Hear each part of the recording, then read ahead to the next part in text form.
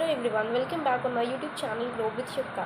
Since I've uploaded the summary of the chapter 3 that is Mind Your Own Business, and this is the summary of the chapter 4 that is History of Taxes and Power of Corporation. तो Robert T Kiyosaki अपने इस chapter में mention करते हैं कि story के बारे में कि कैसे टैक्सेस इवॉल्व हुए। तो यहाँ पे एक स्टोरी बताई गई है रॉबिन हुड नेम के पर्सन के बारे में, जो वो रिच पर्सन से रॉबिंग करते थे और वो middle class and poor persons को वो पैसे देते थे। तो इससे क्या होता है कि कई सारे पुअर्स एंड मिडिल क्लास को सफ़र करना पड़ जाता है। स्टार्टिंग में क्या था कि इंग्लैंड और अमेरिका में टैक्सेस परमानेंट सिस्टम नहीं थे। जब कभी भी ऐसी ज़रूरत पड़ती थी, लाइक वॉर्स का जब सिचुएशन क्रिएट होता था, तब यहाँ पे गवर्नमेंट जो है वो लोगों से टैक्सेस कलेक्ट करती थी और चिप इन द सेंस कि टैक्सेस कलेक्ट करती थी एंड लोग उस टाइम पे टैक्सेस देते थे। बट रॉबिन हुड की वजह से क्या होता है कि कई सारे पुअर पर्सनस हो जाते हैं एंड मिडिल क्लास हो जाते हैं। उनका ये तो मानना था कि वो रिच पर्सनस से टैक्सेस एक ऐसा तरीका है जिससे रिच पर्सनस को पनिशमेंट मिलती है एंड वो टैक्सेस पे करते हैं। बट इसका सफ़र होता है कि इसे ज़्यादा पैसे पे करने पड़ जाते हैं पुअर्स को एंड मिडिल क्लास को।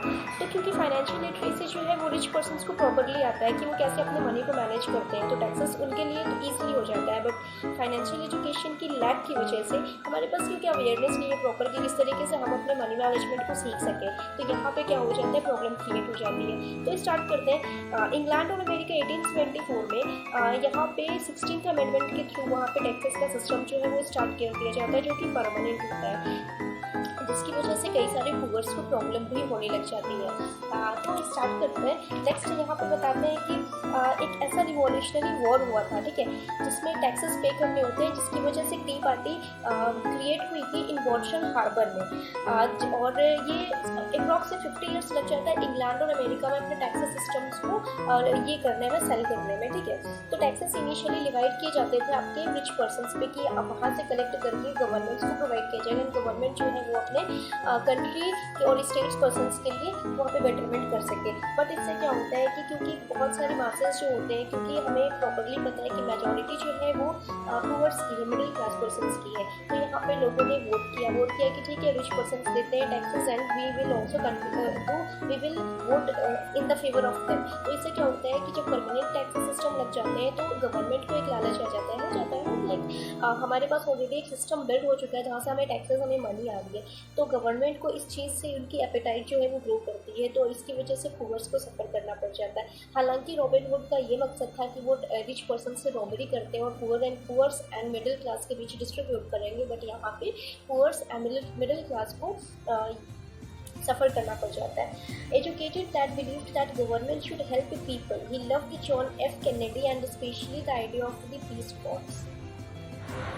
तो यहाँ पे क्या हो जाता है कि rich dad and poor dad में रॉबर्ट टी कियोसाकी मीन्स के जो रिच डैड होते हैं, तो वो बताते हैं कि इस स्टोरी में ऐसा बताया जाता है कि रॉबिन हुड को स्टोरी का एक हीरो माना जाता है, बट वो यहाँ पे क्रुक मानते हैं। क्यों? क्योंकि उन्होंने ऐसी गलती की कि उनका ये तो मोटिव था कि वो अपने रिच पर्सन से जो भी पैसे हैं रॉब करके, मीन्स की चोरी करके वो पुअर्स एंड मिडिल क्लास में डिस्ट्रीब्यूट करेंगे, बट यहाँ पे जो चीज़ें हैं वो अपोजिट हो जाती हैं। Now discussing the next point, knowledge is power, ठीक है। नॉलेज क्या है, वो पावर होता है।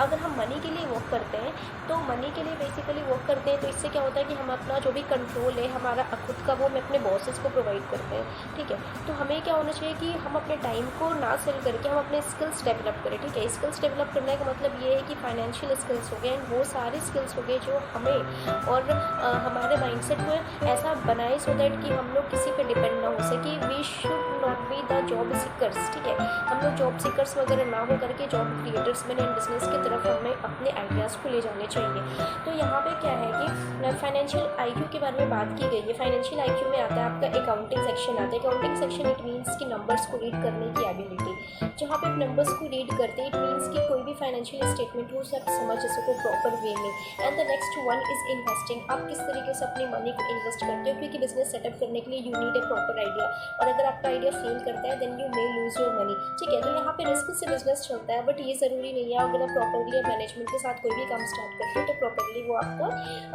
वो स्टार्ट होगा भी एंड सक्सेसफुल होगा।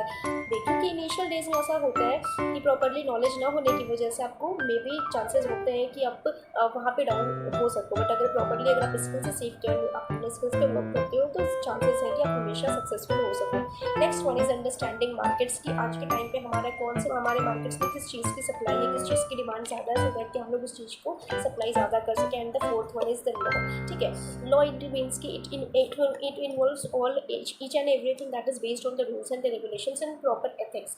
एथिक्स के साथ अगर आप स्मार्टली वर्क करते हो प्रॉपरली, तो आपको कहीं पे भी कोई भी प्रॉब्लम नहीं होने वाली है, ठीक है। तो यहाँ पे एक प्रॉपरली एक गेम बताया गया है कि रिच पर्सन्स क्या अपने गेम्स को यूज़ करते हैं टैक्स कॉर्पोरेशन में। फर्स्ट ऑफ ऑल उनके पास जो भी इनकम आती है, ठीक है, कॉर्पोरेट सेक्टर्स के थ्रू, तो उन लोग अपने एक्सपेंसेस में अपने पहले खर्च करते हैं, ठीक है। एंड जो भी लेफ्ट ओवर होता है वो टैक्सेस पे करते हैं गवर्नमेंट को। बट पुअर पर्सन्स क्या करते हैं, पुअर्स एंड मिडिल क्लास जो जॉब्स पे डिपेंडेंट है, वो अपना पहले अपने टैक्सेस को फुलफिल करते हैं कि गवर्नमेंट टैक्सेस हमें देने, हाउस टैक्सेस हमें देने, जो भी टैक्सेस हमें पे करने हैं हम पहले अपने टैक्सेस को पे करेंगे, जो हमारे पास बचेगा हम उस पर रहेंगे। बट यहाँ पे रिच पर्सन्स अपने माइंड का यूज़ करते हैं एंड प्रॉपरली वो टैक्सेस देने से बचते हैं। एंड जो भी इस तरीके की चीज़ें क्रिएट करते हैं कि उनके पास क्रेडिटर्स, इट मीन्स कि टैक्सेस उन्हें कम से कम पे करने पड़े हैं। ये जो टैक्सेस हैं वो ज़्यादा से ज़्यादा पुअर्स को देने होते हैं, मिडिल क्लासेस पर्सन्स को देने होते हैं। तो यहाँ पे फाइनेंशियल आईक्यू भी है। फाइनेंशियल आईक्यू कहने का मतलब है कि ये एक सिनर्जी है, ये चारों जो भी सेक्शंस हमने बताया, इन्वेस्टिंग हो गया, अकाउंटिंग हो गया, मार्केट्स को अंडरस्टैंड करना हो गया, एंड द लॉ, कानून जो गया, ये चारों के सेगमेंट्स को इट मीन्स कि आप सब इन फोर्थ चारों कॉलम्स को आप इंक्लूड करते हो तो प्रॉपरली आपको फाइनेंशियल आईक्यू मिल सकेगा, ठीक है। तो हमें प्रॉपरली बनना चाहिए कि किस तरीके से हम अपने फाइनेंशियल आईक्यू को इंक्रीज़ कर सकें, ठीक है। तो ऐसे में हमें प्रॉपरली चाहिए कि हमारे पास जो भी इनकम है हम उसे ऐसी जगह पे इन्वेस्ट करें सो दैट हम अपने एसेट्स को भी बिल्ड कर सकें एंड हम अपने रैट रेस के साइकिल से भी बाहर आ सकें। रैट रेस वही कॉन्सेप्ट है जो हमें सुबह उठने पे मजबूर करता है एंड प्रॉपरली हम एक ऐसे फिक्स्ड स्केड्यूल में बढ़ जाते हैं जहाँ पे हमारा पर्सनल टाइम भी नहीं मिल पाता एंड हम अपनी स्किल्स में भी प्रॉपरली टाइम नहीं दे पाते कहीं ना कहीं। तो हमें चाहिए कि किस तरीके से हम अपने फ्यूचर को सिक्योर कर सकें एंड अपने एसेट कॉलम्स को बिल्ड कर सकें। तो फ्रेंड्स, बताने का ये मतलब है कि rich dad and poor dad, अगर आप बुक को प्रॉपरली पढ़ते हो तो काफ़ी सारी चीज़ें आपको क्लैरिटी मिलेंगी। एंड मेरा ये जो मोटिव है कि मैं आप सभी को यहाँ पे फाइनेंस से रिलेटेड जो भी पर्सन्स अगर मेरा वीडियो वॉच करने लग रहे हैं, आप कहीं पे भी कोई भी प्रॉब्लम आने लग रही है, समझने में प्रॉब्लम आ रही है, तो कमेंट सेक्शन में आप हमें कमेंट कर सकते हो। मैं उसी चीज़ को सुधारने की कोशिश करूँगी एंड मैं चाहूँगी किसी भी बेटर कॉन्टेंट्स आप सभी के सामने लाऊँ। बट फर्स्ट ऑफ ऑल मेरा मोटिव ये होगा कि rich dad and poor dad की जो भी लेसन है मैं उन सब लेसन्स की समरी आप सभी के सामने प्रेजेंट कर सकूँ। That's all, thank you. And जो भी आप लोगों को लगे अगर करेक्शन की नीड हो तो आप कमेंट सेक्शन में ज़रूर बताइएगा। एंड अगर आपको वीडियो अच्छी लगी हो तो वो भी आप हमें ज़रूर फीडबैक दीजिएगा। Thank you.